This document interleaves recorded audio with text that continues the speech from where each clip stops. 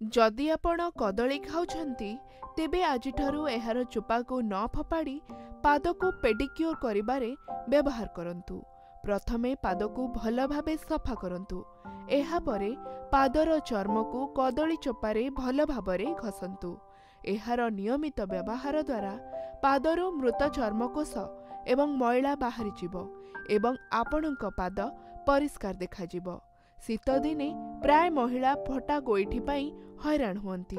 एहाकु एड़ाइबा पाई कदली चोपाको गोईठीरे घसंतु एवं एहाकु किछि समय छाड़ी दियंतु। तापरे पानीरे सफा करि दियंतु। एहाकु नियमित करिबा द्वारा पाद नरम होइथाय एवं पाद फाटिबा समस्या दूर हुए। कदली चोपारे टिके बेकिंग सोडा पकांतु एवं एहाकु पादरे घसंतु। बेकिंग सोडा एक सफेई एजेंट भावरे काम करे। पाद को भल भावरे घसंतु एवं एहाकु 5 मिनिट पई छाड़ी दियंतु। एबे अधा बाल्टी पानी रे अल्प बेकिंग सोडा पकाई एहाकु मिसांतु। एथिरे पाद को बुड़ाई किछि समय रखिबा परे बाहर करंतु। एहा परे पाद को एक टावेल ने पोछि किछि क्रीम बा मॉइस्चराइजर लगांतु।